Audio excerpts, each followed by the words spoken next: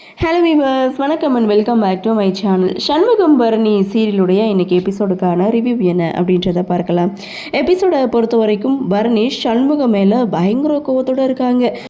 சண்முகத்தை பரணி கண்ணா பின்னான்னு திட்டிகிட்டு இருக்காங்க. உனக்கு என் மேலே லவ்வே கிடையாது, உனக்கு நான் இந்த வீட்டுக்கு ஒரு வேலைக்காரி, உனக்கு புள்ள பத்து கொடுக்குற மிஷினு, நீ என்னை அடிமையாக தான் பார்க்குற, உன்னை நம்பி நான் ஏமாந்துட்டேன் அப்படின்னு சொல்லி நீனா ஒரு மனுஷனா அப்படின்னு சொல்லி பயங்கர கோவத்தோடு பரணி இங்கே சண்முகத்தை திட்டிகிட்டு இருக்காங்க. அப்போது சண்முகம் நடந்தது என்னன்னு சொல்கிறாங்க. ஆனால் சண்முகம் சொல்கிறத வீட்டில் இருக்கவங்க யாருமே நம்பவே இல்லை. பரணியும் நம்பலை, வீட்டில் இருக்கவங்களும் நம்பலை.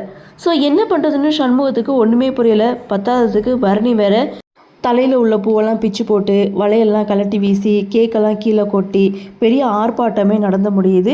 எல்லாருமே சண்முகம் மேலே இருக்க கோவத்தில் அங்கேருந்து கலைஞ்சு போகிறாங்க.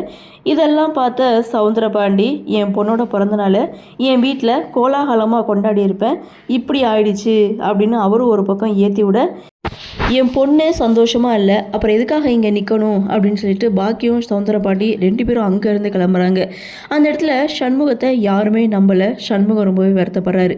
மறுநாள் காலையில் சண்முகம் ரெடி ஆகிட்டாரு. சாப்பாடு எடுத்து வைக்கிறாங்க. வேண்டா கடமைக்கு இங்கே சாப்பாடு எடுத்துகிட்டு வந்து வைக்கிறாங்க ரத்னா. அந்த சமயம்தான் போஸ்ட் மாஸ்டர் வீட்டுக்கு வராங்க. வீராவுடைய பேருக்கு கவர்மெண்ட்லேருந்து லெட்டர் வந்திருக்கு அப்படின்னு சொல்லி கொடுக்குறாங்க. எஸ், வீராவுக்கு போஸ்டிங் வந்துடுச்சு. இதை கேட்டு எல்லாருமே ரொம்ப சந்தோஷப்படுறாங்க. ஸோ கோவத்தெல்லாம் மறந்து அந்த இடத்துல எல்லாரும் ஸ்வீட் சாப்பிட்டு கொண்டாடுறாங்க.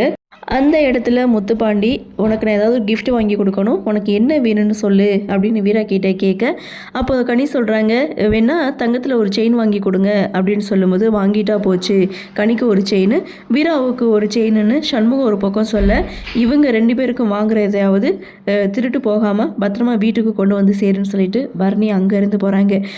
அப்படியே சீனை கட் பண்ணால் அந்த திருட்டு பசங்க செயினை எடுத்து கொண்டு போய் சேட்டு கடையில் அடுக்குக்கு கொடுக்குறாங்க.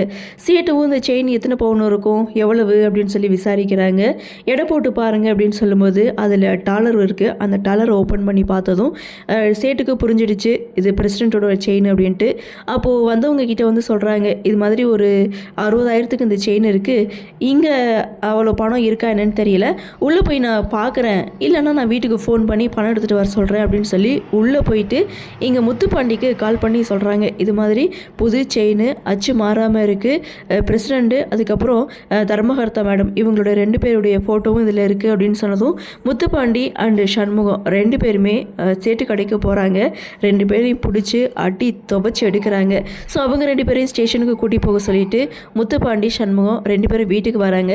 வீட்டில் எல்லாருமே கூடி பேசிகிட்டு இருக்காங்க. ஸோ அந்த இடத்துல ரெண்டு பேரும் சோர்ந்து இருக்கிறத பார்த்து என்னாச்சு அப்படின்னு சொல்லி இங்கே வைகுண்டம் விசாரிக்கும் போது, இன்றைக்கும் பிரச்சனை பண்ணிட்டு வந்திருக்கியா, உன்னை சும்மா விட்டால் பத்தாது அப்படின்னு சொல்லிட்டு பரணி இங்கே சண்முகத்தை அருவா எடுத்து துரத்த இதோட எபிசோட முடிச்சிருக்காங்க.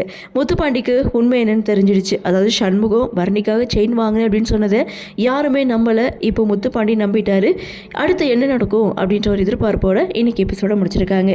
என்ன நடக்குது, என்ன மாதிரியான சுவாரஸ்யத்தோடு கதைகளை நகர்வை கொண்டு வராங்க அப்படின்றத நாமளும் பொறுத்திருந்து பார்க்கலாம்.